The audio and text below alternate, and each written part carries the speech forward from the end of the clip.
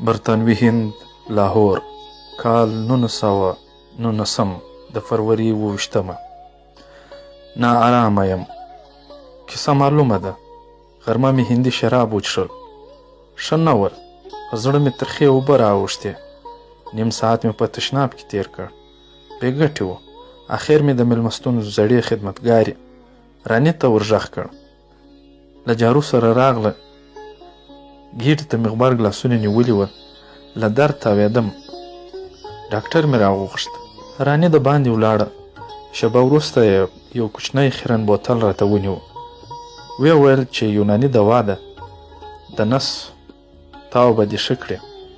یو رخ پټ شنه رنګه پاوډر مې له اوبو سره تیر کړ. د راني خبره سمه وه. ساعت وروسته مې د نس چونګاری ودرېد. ماپښین یو عسکر راغی. سلامي یې ووهله. یو کاغذ یې راته ونیو. حیران سوم. چانسلر لاهور ته راغلی دی. عجل یې غوښتی وم. په بیړه مې پر ځان اوبه تېرې کړې. ژمی دی خو اوبه تودې لګېدې. دریشي مې واغوسته. پر کوټ بند ایښی. شپو خولۍ ته مې لاس ور وغځاوه. د باندې په 4 اسانو باندې تړلې ګاډۍ ولاړه وه. ور وختم. د لاهور بازار له ګڼې ګوڼې ډک و. د هندي تیزو مسالو بوی و. ګاډۍ یوې تنګې کوڅې ته ورننوته. له اذانونو سره د پازیابونو د شرنګا غږونه ګډ ول. څوک جماعتونو ته تلل. څوک درمسالونو ته روان ول. چا د رقاصاو ننداره کوله. ګاډۍ یوه پخوانۍ کلا ته ننوته. دا کلا په لاهور کې د انګریزانو لوی مرکز و. اوږدې کوټې ته ورغلم. له پوځي منصبدارانو ډکه وه. د چانسلر ډبل اوږده بریتونه ځړېدلي ول. خولۍ مې د سلام په دود له سره کښته کړه.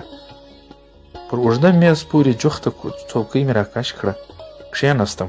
د څنګ ملګري البرټ ته مې وکتل. اوږې یې پورته اچولې وې.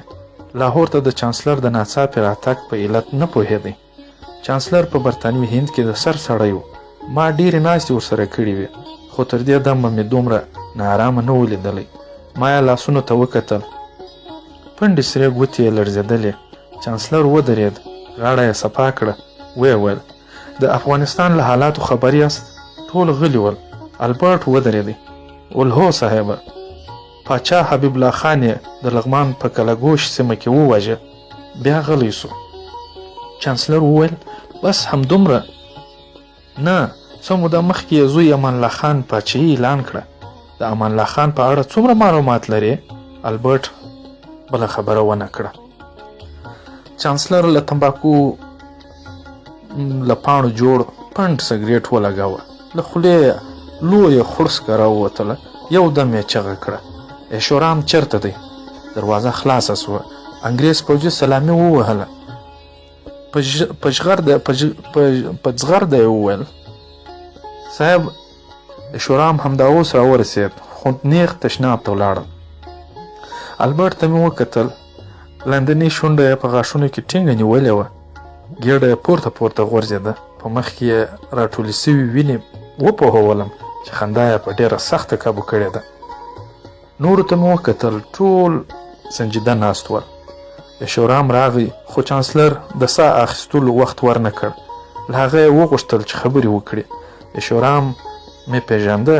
هندو خو صفا پښتو یې ویله. ده په کابل کې د یوناني طب کاروبار کاوه خو په اصل کې یې د برطانوي هند تنخوا خوړله، یعنی جاسوس و. ایشورام وویل زما دکان د کابل مرادخانې ته نږدې څو ورځې مخکې پر سپین آس یو سپور ځوان راغی. ځوان ښایسته ښکارېده. غټې سترګې وې. سپین مخ او نري بریتونه یې لرل. ورنږدې سوم. امان الله خان له ګارډ او عسکرو پرته یوازې راوتلی و. له پوښه راوتلې توره لمر ځلوله. خلک خبر سول. دوکانونو ته قلفونه ور ولوېدل. او په یو لوی میداني کې په سلګونو یا په زرګونو کسان پرې راټول سول. ځوان باچا ناره کړه ولس د خپلواکۍ اخیستو ته راوبوله. د یو سر لوړی آزاد او پرمختللی افغانستان غوښت. په خبرو کې زور و. خلک یې د انګریزانو پر ضد پاڅون ته رابلل. ایشورام 20 دقیقې خبرې وکړې بیا کښېناستی. چانسلر له جیبه یو کاغذ راویست. امان الله خان برطانوي حکومت ته لیکلي و چې افغانستان باید د یو خپلواک هیواد په توګه په رسمیت وپیژني. وروسته د ناستو کسانو نظر وغوښتل سو. ټول په یوه خوله ول. د امان الله خان لیک یې هسې باټې وګڼلې. ویې ویل چې یو کمزوری پاچا د برطانیا د لوی امپراتورۍ پر وړاندې هیڅ هم نه دی. دا ماشومانه حرکت بې ارزښته وګڼئ، همداسې یې پرېږدئ. د لیک ځواب مو ورکوئ. خو ایشورام قناعت نه کوه. ویې ویل چې له امان الله خانه ویره پکار ده. ما تر دې پخوا په یوه افغان کې همداسې د ازادۍ شور او له انګریزانو دومره ډېره کرکه نه ولیدلې. برطانوي هند، لاهور، کال 1919 د اګست 10. د شپې 1 بجه ده. ویښ یم، اعصابو مې کار پرېښی دی. یو ځوان باچا څنګه یوې لوی امپراتورۍ ته ماته ورکړه؟ زړه ته مې نه لویږي، خو واقعیت دی. موږ یې په څو جبهو کې مات کړو. تش لاسي خلکو توپونو او تیارو ته غیږې ورکړې. ترپ پر د مځکه یې راوویشتل. سخته ده. لویه برطانیا یې وشرموله. برطانوي هند، لاهور، کال 1919 د سپټمبر 22. سهار په خړه ټلیفون راغی. چانسلر وغوښتم. نیم ساعت وروسته یې راته وویل چې بار او بستره دې وتړه. له څو نورو کسانو سره به کابل ته ځې. دې ناڅاپي سفر ته نه وم تیار، خو د چانسلر تریو تندي وپوهولم چې اضافه خبرې مې په ګټه نه ده. چانسلر راته وویل چې په کابل کې زموږ د یو څو کسانو موجودیت ضروري دی. 100 زړونه مې سره وتړل. ناروغي مې بهانه کړه. ورته مې ویل چې که امکان ولري بل څوک ولېږه، خو قناعت یې ونه کړ. دی پوهېده چې د دې ماموریت په ادا کولو تر ما پرته بل څوک غوره کس نسته. زه د برطانوي هند په ټولو سیمو کې ګرځېدلی وم. د خپل 15 کلن ژوند 14 کاله مې د برطانوي هند په استخباراتو کې تیر کړي ول. له بنګال رانیوله د ایران تر سرحده بلد وم. 6 کاله مې له شاه حبیب الله خان سره په دربار کې د مشاور وظیفه درلوده. د افغانانو خوی، رواج، ښه او بد معلوم و. پښتو مې صفا خبرې کولی شوې. له قوارې هم یعنی له رنګه هم انګریزانو ته نه وم سوی. مور مې ایټالوي وه. د افغانانو غوندې رنګ یې درلود. تورې سترګې او تور ویښتان مې له موره په میراث پاته سوي وه. کابل 1919 کال 1919 د اکتوبر 14. پرون یې راته وویل چې له غازي امان الله خان سره به سبا په 10 بجو ګورئ. خو البرټ را یاده کړه چې افغانان وخت ته ارزښت نه لري. د سهار نشته مو پر کراره وخورئ. البرټ تک سور چاغ سړی دی. سره ډبل بریتونه لري. په خوراک ډیر وخت تیروي. ستمه یې خیږي. له هرې ګولې خوند اخلي. خو زموږ د سفر بل ملګری 4 هډوکي خوار بوډاو دی.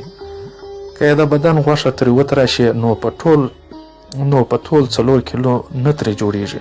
خو پزه یې تر اندازې زیاته اوږده ده. ډیر نه خاندي، خو کله چې وخاندي پورتنۍ شونډه یې په پزه کې ورک سي. 11 بجې ارګ ته ورسېدو.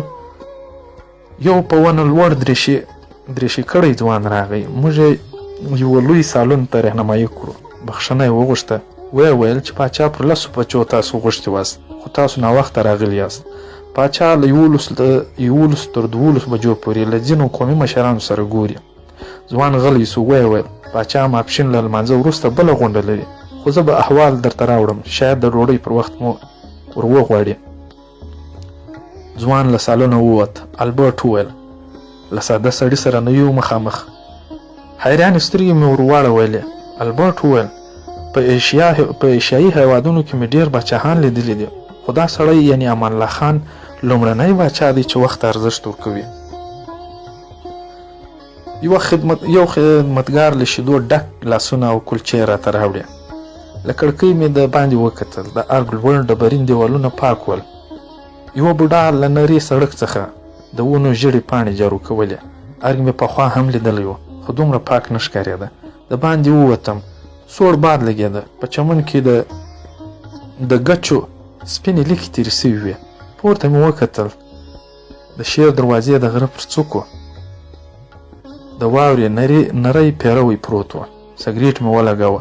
د جارو غږ نږدې و. یوه شېبه ودرېدم. د مني لمر ته مې په سختي هډونه تاوده سول. نیم سوخته سګریټ مې په چمن کې واچوه. تر ډېره مړ لوګی ترې وخوت. بوډا راغی. نیم سوخته سګریټ یې ورپورته کړ. په جارو سوو پاڼو کې یې ور واچوئ. بوډا ته مې وویل په چمن کې دا سپینې لیکې ولې جوړې سوي دي؟ بوډا راته وکتل. څه یې نه وویل. ولاړی. د ګل تر بوټي لاندې لوېدلی یو کاغذ یې راپورته کړي. بیرته راغی. کاغذ یې په لاسي کڅوړه کې واچوئ. ویې ویل پاچا امر کړی دی چې د نیالګیو د غشولو لپاره کتار وکیندئ. ومې ویل خو نیالګي د سپرلي په میاشت کې ایښودل کیږي. بوډا وخندل. خو پاچا بل څه وایي چې یو خو به کار تیار وي، بل دا چې د ژمي واورې او یخونه به د کیندل سویو کندو خاوره نوره هم پسته کړي. پسته خاوره د نیالګیو ودې ته ښه ده. ما ورته وویل نو باچا مو په باغواني هم پوهیږي؟ بوډا وخندل. باچا په ډېرو شیانو پوهیږي. لږ کتابونه خو یې نه دي لوستي. ومې ویل ته له څه وخته راهیسې دلته په ارګ کې یې؟ بوډا وویل په ښار کې مې سوالګري کوله، یعنې فکر مې کوئ. باچا موټر راته ودراوی. خواست یې نه و خوښ. ورته ومې ویل چې نو څه وکم؟ 11 عیاله راپسې دي، ډوډۍ غواړي. بس دلته یې راوستم. کار مې اسانه دی. د سړکونو په جارو کولو کې پیاوړی یم. د میاشتې په اخره کې تنخوا راکوي. تر اباده مې بس ده. بوډا خپله تیلۍ واخیسته او روان سو. بیرته سالون ته ورغلم. 5 کمې 12 بجې مې ځینې غږونه واورېدل. تر کړکۍ مې ورته وکتل. له مخامخ ودانۍ ګانو شمېر کسان راووتل. تورې او سپینې لنګوټې تړلې وې. یو تک سپین مخ مې ولید. ودرېدم. امان الله خان مې په لومړي ځل ولید. لیرې و خو غټې سترګې او تور بریتونه یې واضح ښکارېدل. پاچا له ټولو څخه په غېږ خدای پاماني واخیسته. څو کسان یې پر لاسونو ور ټیټ سول، خو پاچا خپل لاسونه شاته ونیول. د لاسونو ښکلول یې ښایي نه و خوښ. ډله له ارګه ووته. ځوان راغی. موږ یې له امان الله خان سره لیدو ته ور وبللو. ځای پر ځای نري تازه جارو سوي سړک شنه لاندې نسوار ځای پر ځای پر نري تازه جارو سوي سړک شنه لاندې نسوار به هم پرته وه. اوږد دهلیز ته ورننوتو. له مخامخ کوټې یو غږ راغی. دوی باید خپل شخصیت ته درناوی ولري. زه عادي انسان یم. ضرور نه ده چې زما لاسونه دې مچه کې. رهنما ځوان دروازه وټکوله. کوټه وړه وه. امان الله خان او یو بل په عمر پوخ سړي لاسونه راکړل. په څوکۍ کښېناستو. البرټ د ناوخته راتلو په خاطر بخښنه وغوښته. پاچا په عمر پوخ سړی معرفي کړ. د پاچا خسر او د دفتر مشر محمود طرزي و. البرټ د چانسلر لیک ورته ونیو. په لیک کې له امان الله خان غوښتل سوي و چې د مناسباتو د ساتلو لپاره د دوی څو کسانو ته په کابل کې د اوسېدو اجازه باید ورکول سي. پاچا لیک ولوست. وروسته یې اوږدې خبرې وکړې. د برتانیې په شمول له ټولو هیوادونو سره متقابلي دوستانه اړیکې غوښتې. بیا د برتانیې ملکه په دروند نوم یاده کړه. ویې ویل چې دواړه خپلواک هیوادونه د اقتصاد او سوداګرۍ په برخه کې له یو بل سره ډیره همکاري کولی شي، خو شرط یې دا دی چې برتانیا باید افغانستان د خپلواک هیواد په توګه وپیژني. پاچا نیم ساعت خبرې وکړې. په خبرو کې د خپلواک افغانستان نوم ډیر یادوه، خو د خپلواک ټکی زما زړه رازوراوي. دې سړي یوازې د څو میاشتو مخکې د برتانیې امپراتورۍ ته ماته ورکړې وه. ډېر انګریزان یې تر تیغ تیر کړي ول. خپلواکي یې اخیستې وه، خو اوس یې په خبرو کې کرکه نه لیدل کېده. خبرې یې تودې او له مینې ډکې وې. دی د خپل هیواد د اقتصاد په فکر کې و. 1:00 کم 1 بجه ډوډۍ راغله. د وریجو په منځ کې لږه غوښه ایښول سوې وه، خو ما د ده د پلار دسترخوان هم لیدلی و. پر میز به یې د لوښو ځای نه کېده. امان الله خان 2 ځله د دیوالي ګړۍ یعنې ساعت ته وکتل، خو البرټ لا خبرې کولې. پر پښه مې د بوټ څوکه ورکښېښودله. خوله یې بنده سوه. د خدای په امانۍ پر وخت مو پاچا ته لاس ورکړ. لاس یې تود او له انرژۍ ډک راته وایسېد. په دروازه کې مې نوک ونیوه. شاته مې وکتل. امان الله خان په یوه پنډه کتابچه کې څه لیکل. بیا نو پېښور ته د بیرته تګ لپاره تیارې ته رالم. 2 ورځې وروسته راشم.